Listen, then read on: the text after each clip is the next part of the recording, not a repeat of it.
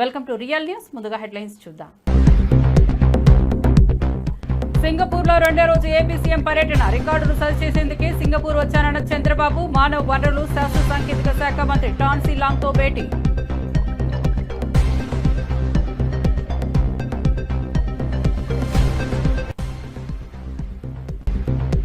Operation Sindoor పై లోక్సభలో రక్షణ శాఖ మంత్రి రాజ్నాథ్ సింగ్ ప్రకటన. 100 మందికి పైగా ఉగ్రవాదులను హతమార్చామని వెల్లడి. ఉగ్రవాదులకు పాక్ ఆర్మీ ఐఎస్ఐ మద్దతు ఉందని వ్యాఖ్య.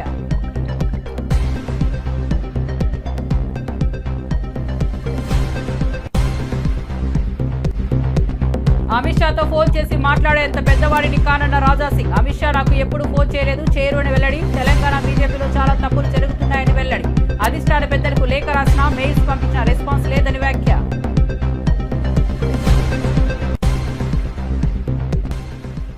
తిరుమలలో వీఐపీల దర్శనాలపై వెంకయ్య కీలక వ్యాఖ్యలు. వీఐపీలో ఏడాదికి ఒక్కసారి మాత్రమే శ్రీవారి దర్శనానికి రావాలని వెల్లడి.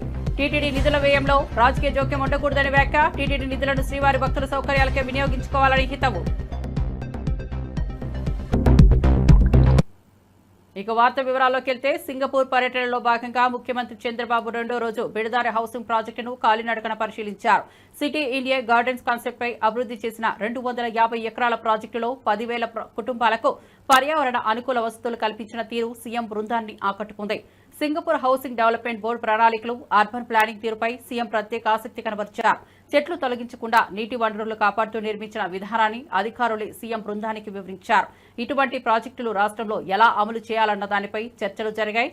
శ్మశానాన్ని పార్కుగా మలిచిన విధానాన్ని కూడా సీఎం పరిశీలించారు.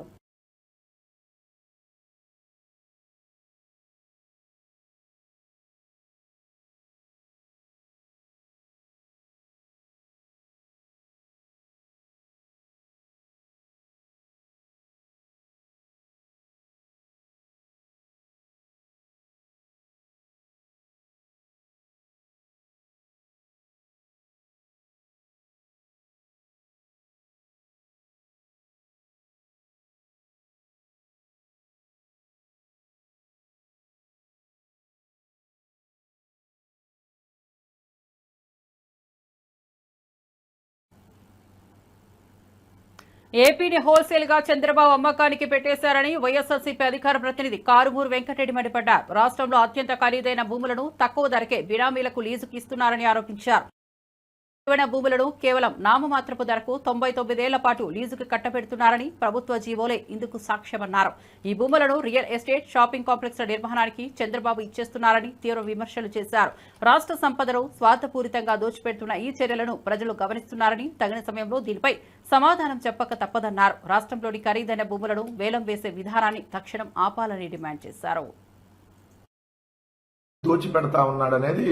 ప్రభుత్వం ఇస్తున్నటువంటి వరుస జీవోలతో అర్థమవుతా ఉంది. విశాఖపట్నంలో లులు మాల్ పేరుతో 13.5 ఎకరాలు అత్యంత ఖరీదైనటువంటి భూములు. విశాఖపట్నం ఆర్కే బీచ్ ఎదురుగా ఉన్నటువంటి ఏదైతే వాల్తేరు హార్బర్ పార్క్ భూములు ఏదైతే ఉన్నాయో ఆ భూముల్ని అక్కడ ఎకరం దాదాపుగా 100 నుంచి 150 కోట్ల రూపాయల విలువ ఉంటుంది. అంటే దాదాపు అవి 2,000 కోట్ల రూపాయలకు పైగా విలువైనటువంటి భూముల్ని కేవలం సంవత్సరానికి 4.5 కోట్ల రూపాయల అద్దెకి మాత్రమే చెల్లించేటట్టుగా 99 సంవత్సరాల పాటు లీజుకి ఇవ్వటం. 99 సంవత్సరాలు. దాంతో పాటుగా 170 కోట్ల రూపాయల విలువైనటువంటి ఏదైతే 170 కోట్ల రూపాయల ఖరీదు చేసేటటువంటి జీఎస్టీ వసూళ్లు కానీ, పన్నుల రాయితీలు కానీ మినహాయింపు ఇవ్వటం. అంటే 170 కోట్ల రూపాయలు ప్రభుత్వానికి వచ్చేవి పోతాయి, ఏదైతే లులు మాల్కి లాభం చేకూరుతుంది. సో ఇది ఒక మాల్, అంటే ఒక షాపింగ్ మాల్. చాలా ఉన్నాయి, హైదరాబాద్లో ఉన్నాయి, విశాఖలో ఉన్నాయి, లేదంటే విజయవాడలో ఉన్నాయి, చంద్రబాబు నాయుడు గారి కొత్తది తిరుపతిలో ఉన్నాయి. కానీ అలాంటి ఒక ప్రైవేటు మాల్ కోసం ఈ విధంగా ప్రభుత్వ భూమిని దారాదత్తం చేయటం. కేవలం 4.5 కోట్లు అంట 2 సంవత్సరానికి. నిజంగా 4.5 కోట్లు నెలకిస్తారు హైదరాబాద్ లాంటి దాంట్లో. ఇప్పుడు ఆ లులు మాల్కి ఇప్పుడు హైదరాబాద్లో నెలకిస్తారు. ఇది వాళ్ళు ప్రైవేటు దాంట్లో నిర్వహించుకుంటా ఉన్నారు. అది ఇక్కడ హైదరాబాద్ కుకట్పల్లి జేఎన్టీయూ దాటిన తర్వాత ఉంటుంది, జేఎన్టీయూ టు హైటెక్ సిటీ రూట్లో. సో మరి చంద్రబాబు నాయుడు గారు మాత్రం ఇక్కడ ఉచితంగా దారాదత్తం చేసేటటువంటి పరిస్థితి. అలానే విజయవాడలో చూస్తే దాదాపుగా 4.5 ఎకరాల భూమి, అది కూడా ఏదైతే పాత బస్టాండ్ అంటారు విజయవాడ, ఆ భూమిని కూడా ఇప్పుడు కారు చౌకగా చంద్రబాబు నాయుడు గారు లులు మాల్కి కట్టబెట్టాడు. అక్కడ వాళ్ళు ఒక 120 కోట్ల రూపాయలు పెట్టుబడి పెడతారంట. 120 కోట్ల రూపాయలు పెట్టుబడి పెట్టేదానికి ఒక 500 కోట్ల రూపాయల విలువైనటువంటి ల్యాండ్ని వాళ్ళకి దారాదత్తం చేయటం. సో ఏమొస్తుందంటే వీళ్ళు షాపింగ్ మాల్ వస్తుంది. మనం వేసుకున్న బట్టలు, చేతి పెట్టుకునే వాచీలు, లిప్స్టిక్లు, ఇట్లాంటి షాపులు వస్తాయి. సో ఈ షాపులు ప్లస్ సినిమా థియేటర్లు వస్తాయి, ఫుడ్ కోర్ట్ వస్తుంది, పక్క కమర్షియల్. ఆ డబ్బుల ఆదాయం మొత్తం లులుకు వస్తుంది. రాష్ట్ర ప్రభుత్వం కానీ ఇలా ఉచితంగా దారాదత్తం చేయటం. మొన్నటికి మనం చూస్తే ఏదైతే విశాఖపట్నంలో నెల్లూరు నగరంలో హిజ్రాల మధ్య వర్గపోరు ఉద్రిక్తతకు దారితీసింది. అర్ధరాత్రి సమయంలో ఇద్దరు వర్గాల మధ్య జరిగిన ఘర్షణతో ఒక్కసారిగా ప్రాంతం గందరగోళంగా మారింది. గతంలో జరిగిన హాస్ని హత్య కేసుతో ఈ సంఘటనకు సంబంధం ఉందా అన్న కోణంలో పోలీసులు విచారణ చేపట్టారు. ఘర్షణ తర్వాత పలువురు హిజ్రాలు పోలీస్ స్టేషన్ వద్దకు చేరుకుని పరస్పరం ఆరోపణలు చేసుకుంటూ ఆందోళనకు దిగారు. పరిస్థితి అదుపులోకి లేనంత వరకు హైటెన్షన్ వాతావరణం నెలకొంది. పోలీసులు మోహరించి వర్గాలను చెదరగొట్టి ప్రశాంత వాతావరణాన్ని నెలకొల్పారు. ఘటనకు కారణాలు తెలుసుకునేందుకు విచారణ కొనసాగుతోంది. కాగా గతంలో హాస్ని హత్య తర్వాత కూడా ఇలానే 2 వర్గాల మధ్య విభేదాలు బయటపడ్డాయని స్థానికులు చెబుతున్నారు. ఇది నెల్లూరు, కోస్తా, రాయలసీమ అని వాళ్ళు ఏర్పరచుకొని మా మీదకి దాడులకు దిగుతున్నారు. ఈ రోజు చూసుకుంటుండే వాళ్ళ బ్యాచ్ లో నుంచి శిల్పమ్మ గారు వచ్చిన దానికి ఆ మీద దాడి చేశారు. మేము పోలీస్ స్టేషన్కి వచ్చి కేసు ఇస్తున్న సమయంలో కూడా బయటకు వచ్చి పోలీసు వారు ఉండగానే వాళ్ళ ముందర చెప్పులతో రాళ్లతో దాడి చేశారు. అలాగే పోలీసు వారికి కూడా తగిలింది. పోలీసు వారు కూడా ఉన్నారు. అలాగే ఈ అమ్మాయిని నిన్న సాయంత్రం కూడా ముతుకూరు దగ్గర బెగ్గింగ్ చేస్తుండగా వచ్చేసి ఏపీ చెన్కో రోడ్ లో ఆ అమ్మాయిని కూడా కొట్టడం జరిగింది. ఇది ఎంతవరకు న్యాయం అనేది మీరే చెప్పాలి. ఇలాగే నెల్లూరులో ఇలాగే రౌడీసం గూండాయిజం చేస్తూనే ఉంటారా అని మేము అడుగుతున్నాము. మరొకసారి కూడా చెప్తున్నాము, అందరూ ట్రాన్స్జెండర్సే. అందరు బతుకు తెరువులు బాగలేక మన అందరం ఇలా అయినోళ్ళమే. ఒకరికొకరికి కక్ష సాధింపులు ఎందుకు? కక్ష సాధించి ఏం చేస్తారు చెప్పండి? చట్టం ఎవరికి చుట్టం కూడా కాదండి. మీరు అంటున్నారు పోలీసులు కొనేస్తామంటున్నారు. ఎందుకు కొనేస్తారు పోలీసులు? న్యాయం ఏ సైడ్ ఉంటే పోలీసులు కూడా ఆ సైడే ఉంటారండి. దయచేసి మాకు మీడియా మిత్రులందరూ సాయం చేయాలని కోరుకుంటున్నాము. చిన్నవాళ్లే కానీ పెద్దవాళ్లే కానీ వాళ్ళకి నోటుకు వచ్చినట్టు దుర్భాషలాడుతూ మా మీద ఇదిగా ప్రయత్నిస్తూ వాళ్ళ వల్ల కూడా మాకు చాలా ప్రాణహాని ఉందని కూడా మేము తెలియజేస్తున్నాము. కోస్తా, రాయలసీమ అని ఎవరైతే బ్యాచీలు ఏర్పరచుకొని వాళ్ళకి వాళ్ళు స్వతంత్రంగా నెల్లూరులో తిరుగుతూ రౌడీజం గోండాయిజం చేస్తున్నారో వాళ్ళ నుంచి, వాళ్ళ అనుచరుల నుంచి మాకు ప్రాణహాని ఉందండి. మాకు అలేఖ్యము వర్గానికి మా అందరికి కూడా ప్రాణహాని ఉందండి. దయచేసి మమ్మల్ని అందరినీ కాపాడలేగా 2 టౌన్ లో కూడా కేసు ఇవ్వడం జరిగింది. మా మీద లేనిపోని కేసులు పెడుతూ కూడా లేనిపోని విధంగా కొత్తగా సృష్టిస్తూ కూడా ఈ విధంగా చేస్తున్నారు. మాకు న్యాయం చేయాలని మేము కోరుకుంటున్నాము. మాకు ఎటువంటి తదంగాలు వద్దు, మాకు గొడవలు వద్దు, తగాదాలు మాకు ఏది వద్దండి. మాకు అటోళ్ళు మంచోళ్ళే, ఇటోళ్ళు మంచోళ్ళు. మనం అందరం కలిసికట్టుగా నెల్లూరులో జీవించాలి. నెల్లూరుని గబ్బుపాలు చేసేస్తున్నారు కోస్తా, రాయలసీమ నేర్చుకున్న వాళ్ళు. దయచేసి మీరు ఇట్లాంటి దుర్బుద్ధులు మానుకొని అందరం సరి సమానంగా అందరం కలిసికట్టుగా జీవించాలని ఇంకోసారిగా నేను మీడియా ముఖ ఉమ్మడి నెల్లూరు జిల్లా వెంకటగిరి ఆర్టీసీ డిపోలో రాష్ట్ర ఆర్టీసీ కమిషనర్ ద్వారకా తిరుమలరావు ఆకస్మిక తనిఖీలు నిర్వహించారు.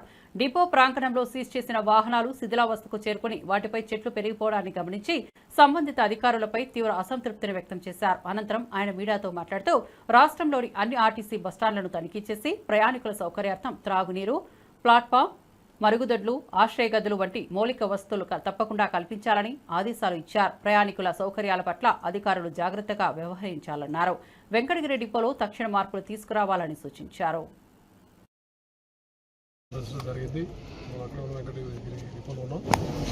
చాలా కాలంగా అనుకుంటా ఉన్నాను వెంకటగిరి, వాకాడు చుట్టుపట్ల మన డిపోలు వెళ్ళాలని. వాళ్ళు రావడం జరిగింది. ముఖ్యంగా ఇంకొక కొద్ది రోజుల్లో మహిళలకి ఉచిత బస్సు సౌకర్యం కల్పిస్తున్నటువంటి రాష్ట్ర ప్రభుత్వం తీసుకున్న నిర్ణయం ప్రకారం మేము అన్ని ప్రాంతాల వారిని, అంటే జోన్ వైజ్, ప్రతి జోన్ అంటే ఇది జోన్ 4 అంటారు రాయలసీమ జోన్ సంబంధించి అందరు డిపో మహిళలతో రేపు పొద్దున ఒక మీటింగ్ పెట్టి వాళ్ళందరినీ దిశానిర్దేశం చేయడం, ఏ విధంగా దీన్ని అమలుపరచాలి, ఈ స్కీమ్ ఎంత ఎలా అమలు జరగాలి, ముఖ్యంగా మహిళలకి ఏ విధంగా సహాయపడాలి, వాళ్ళకి ఇబ్బంది లేకుండా చేయవలసిన అన్ని చర్యలు కూడా చెప్పడానికి ఆలోచించడం జరిగింది. అందులో భాగంగా వస్తూ ఇవాళ వెంకటగిరి, వాకాడు 2 డిపోలు కూడా జరుగుతుంది. ఇది ప్రస్తుతం తీసుకున్న నిర్ణయం, అనుకుంటున్న నిర్ణయం ప్రకారం జిల్లాకి పరిమితం కాకుండా జిల్లా దాటి కూడా వెళ్ళే అవకాశం ఉంటుందని అనిపిస్తుంది. మీకు ప్రభుత్వం ఉత్తర్వులు రావాల్సి ఉంది. కానీ మనకు ఉన్నటువంటి సమాచారం ప్రకారం కరెక్ట్గా జిల్లా పరిధి రంగాన్ని ఆపేయకుండా ఆ బస్సు వెళ్తున్నట్లయితే, అంటే ఉదాహరణకి విజయవాడ నుంచి రాజమండ్రి వెళ్తున్నట్లయితే అది మధ్యలో విజయవాడ కృష్ణా జిల్లా అవుతుంది. అంటే ఎస్ట్రాయిల్ జిల్లా తీసుకుంటే కూడా మధ్యలో ఏలూరు వస్తుంది, అంటే పశ్చిమ గోదావరి జిల్లా వస్తుంది. ఆ తర్వాత రాజమండ్రి, పాత తూర్పుగోదావరి జిల్లా వస్తుంది. ఆ అడ్డంకి లేకుండా మైలు ఎక్కినట్లయితే ఆ పల్లెవేలు బస్సు అక్కడి నుంచి అక్కడి దాకా వెళ్ళినట్లయితే అది వెళ్ళ వచ్చే అవకాశం ఉంటుంది అని అనుకుంటున్నాం. ఇంకా ఉత్తర్వులు అందవలసి ఉంది. అదేవిధంగా ఏ బస్సులు ఏ ప్రొడక్ట్స్ వస్తాయి కూడా ఇంకా ఉత్తర్వులు రావాల్సింది. అనుకున్న ప్రకారం అవుతుంది. అదేవిధంగా ఈ బస్ స్టేషన్లో ఉన్న సౌకర్యాలు అవి కూడా అన్ని బస్ స్టేషన్లో కూడా సౌకర్యాలు మెరుగుపరుస్తూ ఉన్నాము. ముఖ్యంగా తాగునీటి సౌకర్యము, తర్వాత అదేవిధంగా టాయిలెట్ సౌకర్యము, కూర్చునే దగ్గర వాళ్ళకి సరైన చైర్స్.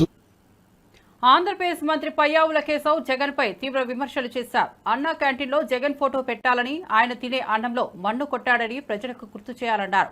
మద్యం షాపులో జగన్ ఫోటో పెట్టి క్వార్టర్పై 100 రూపాయల చొప్పున ప్రజలను దోచుకున్న వైనాన్ని చూపించాలన్నారు. రైతులకు నీళ్లివ్వలేదని, యువతకు ఉద్యోగాలు కల్పించలేదని జగన్ పాలనను ఎత్తిచూపారు. గత ప్రభుత్వంలోని దౌర్భాగ్యాలను ప్రస్తావిస్తూ రాష్ట్ర అభివృద్ధికి అడ్డుగా నిలిచిన విధానాలను ప్రజల్లోకి తీసుకెళ్లాలన్నారు. తాము చేపట్టిన సంక్షేమ పథకాలతో పాటు జగన్ పరిపాలన లోపాలను కూడా స్పష్టంగా ప్రచారం చేయాలన్నారు. సెల్ఫీ పెట్టి 1000 కోట్లు దాచింది ఈ అపార్ట్మెంట్ లోనే అని చెప్పి గ్రూపుల్లో పెట్టండి. ప్రజలకు తెలుస్తాయి మన సొమ్ము ఎక్కడికి పోయింది అనేటువంటిది. పేదవాడు రెక్కల కష్టం చేసుకుని సాయంత్రానికి ఏదో ఒక క్వార్టర్ రాగుదాం అనుకుంటే ఆ క్వార్టర్ లో కూడా 100 రూపాయలు తీసుకున్నటువంటి జగన్మోహన్ రెడ్డి గారి ప్రభుత్వాన్ని ప్రజలకి ప్రతిరోజు గుర్తు చేస్తూనే ఉండాల్సిందే. అన్నా క్యాంటీన్కి పోతే జగన్మోహన్ రెడ్డి గారు బొమ్మ కూడా ఆడబెట్టాలా, ఇవి తీసేసాడా, తినే అన్నం లేక మన్నేసిపోయాడు అని గుర్తు చేయడానికి మనం అన్నం పెడితే మన్నేసాడు, సున్నం పెట్టాడు మనకి అనేటువంటిది అక్కడ గుర్తు చేయాలి. క్వార్టర్ బాటిల్ తాగే షాప్ లో గుర్తు చేయాలి.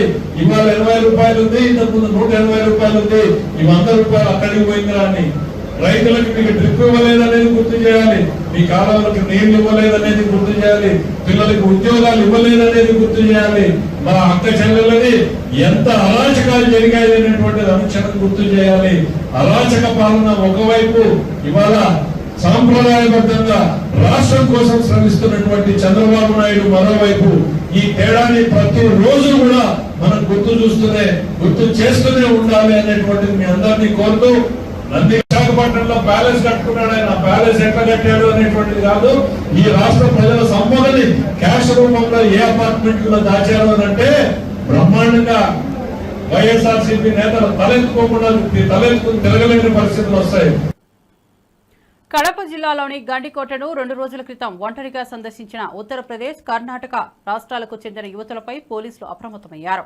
ఒంటరిగా తిరుగుతున్న యువతిని గుర్తించిన స్థానిక పోలీసులు ఆమెను ప్రశ్నించారు. రీల్స్ షూట్ కోసం వచ్చానని యువత చెప్పగా వెంటనే అక్కడ ఉన్న మరో కర్ణాటక యువతిని కూడా గుర్తించి వారిద్దరికీ మందరించి పంపించారు.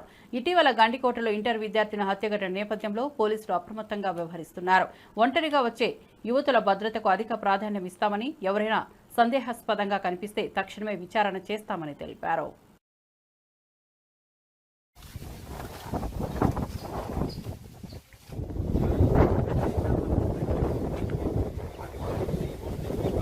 के फॉलोवर्स फॉलोइंग उत्तर प्रदेश में पूरा ड्राइविंग पूरा सिंगल टूर कॉल करो 112 मैडम 182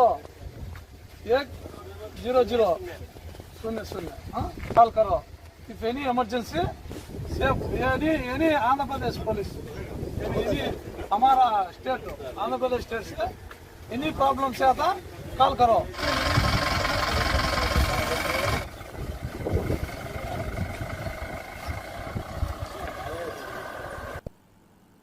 విశాఖలో 1000 కోట్ల విలువైన ప్రభుత్వ భూములను రియల్ ఎస్టేట్ కంపెనీలకు చంద్రబాబు, లోకేష్ కట్టబెట్టారన్న ఆరోపణలను గుడివాడ అమర్నాథ్ గుప్పించారు.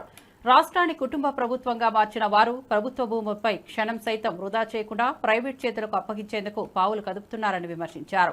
ఇప్పటికీ ఊరు పేరు లేని ఉర్సా అనే కంపెనీకి 60 ఎకరాలు ఇచ్చిన తరువాత మరో 60 ఎకరాలను మరో రియల్ ఎస్టేట్ సంస్థకు అప్పగించారని పేర్కొన్నారు. ప్రభుత్వంలోకి వచ్చి 15 నెలలు అయినా ఐటీ రంగంలో ఒక ఉద్యోగం కల్పించలేదని ధ్వజమెత్తారు. ప్రజల కన్నా కంపెనీలకే ప్రయోజనం కలిగించే విధంగా భూముల కేటాయింపులు కొనసాగుతున్నాయని అన్నారు. టీసీఎస్ పేరుతో మాయ చేస్తూ అసలు లాభపడేది చంద్రబాబు బినామీలేనని ఆరోపించారు. ఏ రకంగా పప్పు బెల్లానికి వారికి కావాల్సినటువంటి సంస్థలకి ఆ భూముల్ని ఇవ్వాలి అన్నటువంటి దాని మీద పడుతున్నటువంటి తాపత్రయం వారు గత సంవత్సరం అధికారంలోకి వచ్చినటువంటి నాటి నుండి నేటికి 15 మాసాలు పూర్తవుతున్నటువంటి సందర్భంలో నేటి కూడా అదే తాపత్రయంతో ముందుకెళ్తా ఉన్నారు. మధ్యకాలంలో మొన్న 24వ తారీఖున జరిగినటువంటి కేబినెట్ సమావేశంలో మరొకసారి విశాఖపట్నంలో ఉన్నటువంటి కొన్ని విలువైనటువంటి భూముల్ని దాదాపు 3,000 కోట్ల రూపాయలు విలువైనటువంటి భూముల్ని కారు చౌకగా వారికి కావాల్సినటువంటి కొన్ని రియల్ ఎస్టేట్ సంస్థలకి కట్టబెట్టినటువంటి వైనాన్ని మనం చూసాం. తో పాటు ధీటుగా ఐటీ కేంద్రంగా అభివృద్ధి చేయాలనేటువంటి తాపత్రయం ఆ రోజు రాజశేఖర రెడ్డి గారు ఆలోచన చేసి తర్వాత అనేక సందర్భాల్లో మేము మొన్న 2019-24 మధ్యలో జగన్మోహన్ రెడ్డి గారి నేతృత్వంలో బీచ్ ఐటీ డెస్టినేషన్ గా విశాఖపట్నాన్ని అభివృద్ధి చేయాలని చెప్పి తాపత్రయపడి ప్రముఖ సంస్థలైనటువంటి ఇన్ఫోసిస్ లాంటి సంస్థల్ని, అలాగే ర్యాన్స్టాడ్ లాంటి పెద్ద కన్సల్టెంట్ సంస్థల్ని, WNS లాంటి సంస్థల్ని విశాఖపట్నం తీసుకొని వచ్చి కోవిడ్ లాంటి క్లిష్ట పరిస్థితులను కూడా ఎదుర్కొని ఆ రోజు ఉన్నటువంటి ప్రపంచవ్యాప్తంగా ఉన్నటువంటి పరిస్థితుల్ని అధిగమించి అప్పటికే వర్క్ ఫ్రం హోమ్ కల్చర్ అనేటువంటిది పెద్ద ఎత్తున ప్రపంచవ్యాప్తంగా నడుస్తున్నటువంటి పరిస్థితుల్లో కూడా స్థానికంగా ఉన్నటువంటి యువతకి అందుబాటులో తీసుకురావాలని చెప్పి దిగ్గజ సంస్థలతో మాట్లాడి వారి తాలూకు ఆపరేషన్స్ కూడా విశాఖపట్నం కేంద్రంగా నడిపించేటువంటి కార్యక్రమాన్ని చేశాం. కానీ గడిచినటువంటి 15 మాసాలు నేను ఈ రాష్ట్రంలో ఐటీ శాఖ మంత్రిగా 21-22 మాసాలు పనిచేశాను. నేను మంత్రిగా బాధ్యతలు తీసుకున్న తర్వాత 12-13 మాసాల్లో ఇన్ఫోసిస్ సంస్థ 1000 మంది ఎంప్లాయీ. ఎస్ఎల్బీసీ ప్రమాదం జరిగి 150 రోజులు గడుస్తున్నా ఇప్పటికే ఒక్క మృతదేహం బయటకు రాలేదని, సిగాచిలో 8 మంది మరణించిన ఘటనలో కూడా శవాలు, బొక్కలు, బూడిద కూడా ఇవ్వకపోవడం బాధాకరమని విమర్శలు వెలువెత్తుతున్నాయి. పరిహారం చెల్లించడంలో, మృతదేహాల అప్పగింపులో రేవంత్ ప్రభుత్వం ఘోరంగా విఫలమైందని ప్రజలు మండిపడుతున్నారు. సిగాచి ఘటనలో ఇప్పటికే 14 మంది బాధితులు ఆసుపత్రిలో చికిత్స పొందుతుండగా వారిలో 5గురి పరిస్థితి విషమంగా ఉన్నట్టు సమాచారం. ప్రభుత్వ ప్రతిస్పందన లేకపోవడం తీవ్ర ఆగ్రహం వ్యక్తమవుతోంది. ఒకవైపు సోషల్ మీడియాలో విమర్శలు చేస్తే ప్రజలపై కేసులు పెడుతూ జైలుకు పంపిస్తూనే మరోవైపు 54 మందిని బలి తీసుకున్న సిగాచి కంపెనీపై మాత్రం ఎలాంటి చర్యలు తీసుకోకపోవడం ప్రభుత్వ నియంత్రిత వైఖరిని స్పష్టంగా వెల్లడిస్తున్నాయని హరీష్ రావు తెలిపారు. SLBC tunnel కుప్పకూలిపోయింది. 6 డెడ్ బాడీలు అనే ఉన్నాయి. 150 రోజులు అయిపోయాయి. 150 రోజులైనా ఎస్ఎల్బీసీ లోపల ఉన్న శవాలు బయటకు రావడం లేదు. చచ్చిండ్రో బతికిండ్రో తెలియదు. 150 రోజులైన బొక్కలు కూడా బయటకు లేకపోతుంది. సిగాచి ఘటనలో 8 మంది శవాలు ఇవ్వకపోతివి, బొక్కలు ఇవ్వపోతివి, బూడిద కూడా ఇవ్వపోతివి. ఇది నీ పాలన. ఎంత బాధ్యత రహితంగా ఉన్నావు అంటే ప్రభుత్వము సకాలంలో స్పందించడంలో, ప్రాణాలు కాపాడడంలో రేవంత్ రెడ్డి ప్రభుత్వం వైఫల్యం, మృతదేహాలు అప్పగించడంలో రేవంత్ రెడ్డి ప్రభుత్వం వైఫల్యం, పరిహారం చెల్లించడంలో రేవంత్ రెడ్డి ప్రభుత్వం వైఫల్యం. నువ్వు సకాలంలో స్పందించుంటే ఆ రోజు మేము వచ్చినాం. అరే వాళ్ళని ఏదైనా అపోలోకో, యశోదాకో, లేకపోతే ఏదైనా నిమ్స్ హాస్పిటల్ కో, ఒక హై లెవెల్ హాస్పిటల్ కు తీసుకెళ్ళు. బాగా గాయపడ్డారు, వాళ్ళు బతుకుతారయ్యా అంటే నువ్వు పట్టించుకోవు. ఇప్పుడు హాస్పిటల్లో చేరినాక 6 చచ్చిపోయిందమ్మా. నువ్వు నిజంగా మంచి హాస్పిటల్లో జాయిన్ చేస్తే 6 ప్రాణాలు బతుకుతుండే కదా. నువ్వు సరిగ్గా ఇక్కడ లోకల్ ఏదో చిన్న హాస్పిటల్లో సౌకర్యాలు లేని దవాఖానలో పెట్టివి, 6 ప్రాణాలు తీసుకుంటేవి. ఇప్పటికీ ఇంకా 14 మంది దవాఖానలుంటే ఇంకా 5 పరిస్థితి విషమంగా ఉంది. వాళ్ళకి కూడా ఒక 50 లక్షల రూపాయలు సహాయం చేయండి అని చెప్పి నేను ప్రభుత్వాన్ని డిమాండ్ చేస్తా ఉన్నా. అంటే ఇవాళ ఎస్ఎల్బీసీలో కూడా ఏం జరిగింది, ఆ డెడ్ బాడీలు బయటకు తెలియదు ఇంతవరకు. అదే హెలికాప్టర్లు వేసుకుని రోజొక్క మంత్రి పోయిండు. చేపల పులుసు వండించుకున్నాడు ఒక మంత్రి. మనం చూసినాం కదా ఎస్ఎల్బీసీలో. చేపల పులుసు మంచుకుంటాయినా వండరా అంటాడు. సచ్చి వాళ్ళే ఏడుస్తుంటే నాకు చేపల పులుసు కావాలట ఒక మంత్రికి. ఆ రోజొక్క మంత్రి హెలికాప్టర్ల పోవుడు, రోజొక్క డేట్లు పెట్టుడే తప్ప బాడీలు బయటకు తెచ్చింది లేదు. అక్కడ కూడా కుటుంబాలను ఇప్పటిదాకా ఆదుకున్నది లేదు. అక్కడ కూడా ఇప్పటి వరకు ఎక్స్గ్రేషియా చెల్లించింది లేదు. అంటే ఎస్ఎల్బిసి ఘటన అయినా సిగాచి ఘటన అయినా ప్రభుత్వం యొక్క బాధ్యత రహిత్యం స్పష్టంగా కనబడతా ఉంది. Telangana CM Revanth Reddy dark web లో టూల్స్ ఉపయోగించి తన సొంత మంత్రుల ఫోన్లు ప్రతిపక్ష నేతల కాల్స్ ట్యాప్ చేస్తున్నారన్న ఆరోపణలపై బీఆర్ఎస్ నేత ఆర్ఎస్ ప్రవీణ్ కుమార్ నుంచి వచ్చాయి. ఈ ట్యాపింగ్ వ్యవహారంపై వెంటనే విచారణ జరిపించాలని సిట్ అధికారులను కోరినట్టు తెలిపారు. దీనికి సంబంధించి సదరు మంత్రులను కూడా సిట్ కార్యాలయానికి పిలిపించి వారి ఫోన్లను పరీక్షించాలని డిమాండ్ చేశారు. ఫోన్ ట్యాపింగ్ ఒక్క తీవ్రమైన పాపమని, ప్రజాస్వామ్యానికి ముప్పు అని వ్యాఖ్యానించారు. వ్యక్తిగత గోప్యతకు ఉల్లంఘించడమే కాకుండా రాజకీయ ప్రత్యర్థులపై తప్పుడు సమాచారాన్ని సేకరించే కుట్రగా ఇది కనిపిస్తోందని ఆగ్రహం వ్యక్తం చేశారు. ఈ వ్యవహారంపై ప్రభుత్వం పారదర్శకత విచారణ జరిపి ప్రజలకు నిజం వెల్లడించాలని డిమాండ్ చేశారు. కాంగ్రెస్ పార్టీ అధికారంలోకి వచ్చినప్పటి నుండి విచ్చలవిడిగా ఫోన్లు ట్యాప్ చేస్తా ఉన్నది. చివరికి వాళ్ళ కేబినెట్ మంత్రుల ఫోన్లు హ్యాక్ చేస్తా ఉన్నాడు రేవంత్ రెడ్డి అని కూడా సిట్ అధికారులకు నేను రాతపూర్వకంగా ముఖ్యమంత్రి రేవంత్ రెడ్డి గారి మీద కంప్లైంట్ కూడా సిట్ అధికారులకు ఇవ్వడం జరిగింది. నేను సౌత్ ఫస్ట్ పోస్టులో వచ్చినట్టుగా నేను ఆ ఎవిడెన్స్తో సహా సిట్ అధికారులకు ఈ కంప్లైంట్ ఇవ్వడం జరిగింది. రేవంత్ రెడ్డి గారు ఫోన్లు ట్యాపే కాదు, మరి డార్క్ వెబ్లో అత్యంత ఆధునిక అత్యంత ఖరీదైన సాఫ్ట్వేర్ టూల్స్ వాడుతూ తన ఓన్ మంత్రుల మొబైల్ ఫోన్లను హ్యాక్ చేస్తూ ఉన్నారు. ప్రతిపక్ష నాయకుల మొబైల్ ఫోన్లు కూడా హ్యాక్ చేస్తూ ఉన్నారు. మిగతా బిజినెస్ మెన్ల మొబైల్ ఫోన్లు కూడా హ్యాక్ చేస్తూ ఉన్నారు అనేది పూర్తిగా సౌత్ ఫస్ట్ పత్రిక రాసింది. దీని మీద కూడా పూర్తిగా ఎంక్వైరీ చేయాలి. ఆ మంత్రులను మీరు సిట్ ఆఫీస్కు పిలిపించాలి. వాళ్ళ ఫోన్లు కూడా మీరు ఎగ్జామిన్ చేయాలి. వాళ్ళ ఫోన్ల మీద కూడా ఫోరెన్సిక్ ఎగ్జామినేషన్ చేయాలి. వాళ్ళ ఫోన్లలోకి ఏ విధంగా. మాజీ ఉపరాష్ట్రపతి వెంకయ్యనాయుడు తిరుమల శ్రీవారిని దర్శించుకున్నారు. కుటుంబ సభ్యులతో కలిసి ఆయన ఉదయం వీఐపీ బ్రేక్ దర్శనం ద్వారా స్వామివారి సేవలో పాల్గొన్నారు. ఆలయ అర్చకులు వెంకయ్యనాయుడుకు వేడుకగా స్వాగతం పలికి ఆశీర్వచనం అందించారు. అనంతరం రంగనాయకుల మండపంలో TTD EO GS Praneetha Kumar, JEO Veerabrahmam, ఆలయ డిప్యూటీ ఈవో లావణ్య తదితర అధికారులు వెంకయ్యనాయుడిని సత్కరించి స్వామివారి తీర్థ ప్రసాదాలను అందజేశారు. తిరుమలలో భక్తుల రద్దీ అధికంగా ఉన్న నేపథ్యంలో వెంకయ్యనాయుడు దర్శనానికి ముందు భద్రతా ఏర్పాట్లు కట్టుదిట్టంగా చేపట్టారు. మాజీ ఉపరాష్ట్రపతి తిరుమలకు వచ్చిన నేపథ్యంలో అధికారులు అన్ని ఏర్పాట్లు పగడ్బందీగా నిర్వహించారు. సేవ అనురక్తి కూడా కలిగి ఉండాల్సిన అవసరం ఎంతో ఉంది. తిరుపతి తిరుమల దేవస్థానం కలియుగ వెంకటేశ్వర స్వామిని మనం తెలుసుకుంటూ ఉంటాం. ఎంతో ఒక స్ఫూర్తి కేంద్రం లాంటిది. ప్రపంచంలో ఉన్న హిందువులందరికీ ఇది ఒక ముఖ్యమైన స్ఫూర్తి కేంద్రం. వెంకటేశ్వర స్వామి దర్శనానికి వచ్చే భక్తులు సమర్పించే కానుకలు, ఇచ్చే నిధులు, వీటన్నింటినీ కూడా పూర్తిగా ధార్మిక కార్యక్రమాలకు, ఆధ్యాత్మిక కార్యక్రమాలకు, అలాగే భక్తుల యొక్క సౌకర్యాన్ని కలిగించడానికి, వాళ్ళకి వసతి, ఇక్కడ కావాల్సిన ఇతర ఏర్పాట్లు కలిగించడానికి వాటికే ప్రధానంగా ఖర్చు పెట్టాలనేది నా ముఖ్యమైన ఉద్దేశం. ప్రభుత్వాలు కూడా ఈ విషయంలో రాజకీయ జోక్యం చేసుకోకుండా ఈ ముఖ్య భక్తులు వచ్చి దైవ దర్శనానికి వచ్చి ఉండిలో కానుకలు సమర్పించాల ఉద్దేశం మన ధర్మాన్ని, మన హిందూ ధార్మిక ఆలోచనలను మరింతగా పెంపొందింపజేయాలని. అందుకని నేనేం చెప్తున్నానంటే దేవస్థానం గుడి ప్రధాన కర్తవ్యం కావాలా, వాటి మీదనే దృష్టి పెట్టాలి చెప్తే వీటిని ప్రభుత్వ కార్యక్రమాలకు వినియోగించుకోవడం కానీ. తెలంగాణ బీజేపీలో జరుగుతున్న లోపాలను ఎత్తి చూపుతూ ఎమ్మెల్యే రాజాసింగ్ తీవ్రస్థాయిలో అసహనం వ్యక్తం చేశారు. అమిత్ షా ఫోన్ చేసి మాట్లాడేంత పెద్దవాడిని కాదని వ్యాఖ్యానించారు. ఆయనకు ఫోన్ చేసి మాట్లాడేంత పదవిలో లేనని, అమిత్ షా తనకు ఇప్పటి వరకు ఫోన్ కూడా చేయలేదన్నారు. తాను కేవలం ఒక నియోజకవర్గ ఎమ్మెల్యేనని స్పష్టం చేశారు. పార్టీ ఆధ్వర్యంలో అనేక తప్పులు జరుగుతున్నాయని, అధిష్టానానికి లేఖలు రాసినా, ఈమెయిల్లు పంపించినా ఎటువంటి స్పందన లేదన్నారు. పార్టీకి వ్యతిరేకంగా మాట్లాడాలనేది తన ఉద్దేశం కాదని, కానీ సమస్యలు పరిష్కరించాలని మాత్రమే కోరుతున్నట్లు స్పష్టం చేశారు.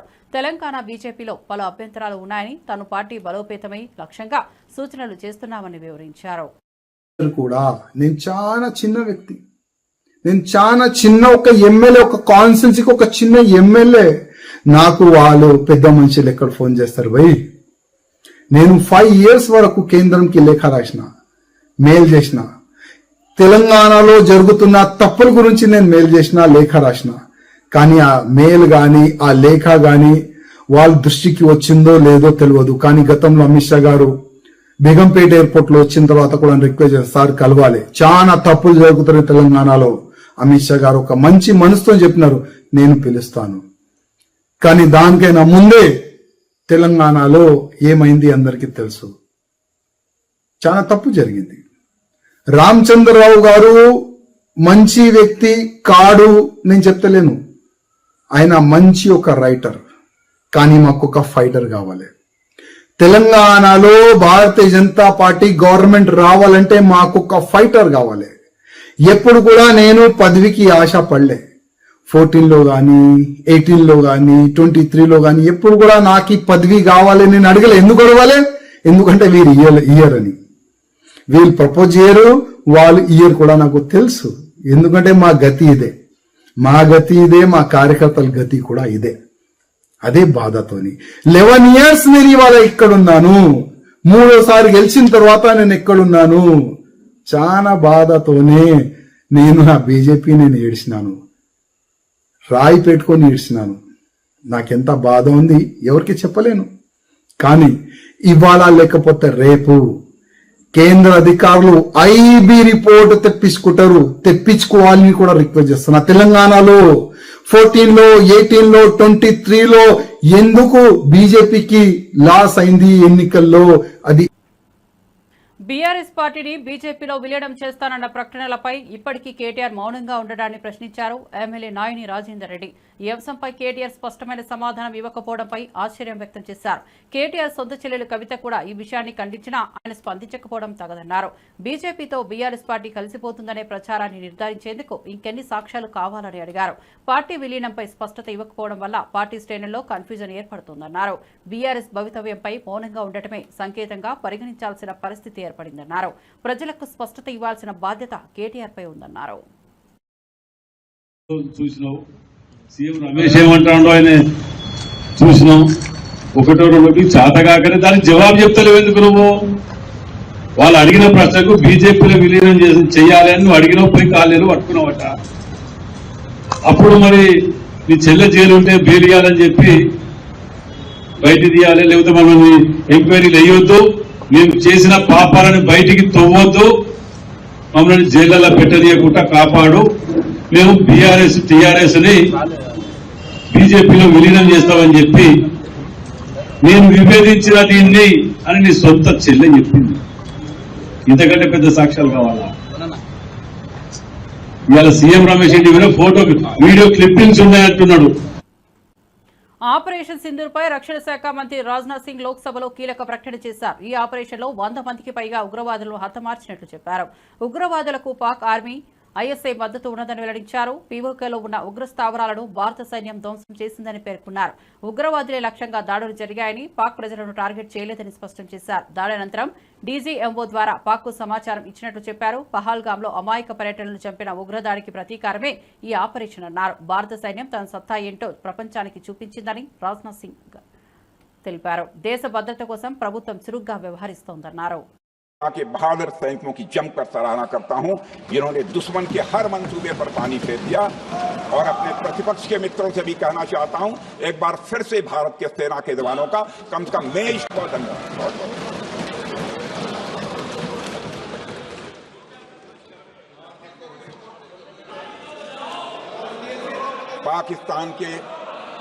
पाकिस्तान के इस हमले के जवाब में हमारी कार्रवाई साहसिक थी, ठोस थी और प्रभावी थी। भारतीय वायुसेना ने वेस्टर्न फ्रंट पर पाकिस्तान के हवाई अड्डों, command and control systems, military infrastructures और एयर डिफेंस सिस्टम को निशाना बनाया और इस मिशन को हमारी सेनाओं ने सफलतापूर्वक अंजाम देने में कामयाबी हासिल की। अध्यक्ष महोदय, हमारी सेनाओं ने चकलाला, सरगोधा, रफीकी, रहीम यार खान, जैकबाबाद, सुक्कुर और भोलारी जैसे बड़े एयरबेस पर प्रहार किया और पूरी दुनिया ने भारतीय वायुसेना के शौर्य और पराक्रम की तस्वीर देखी।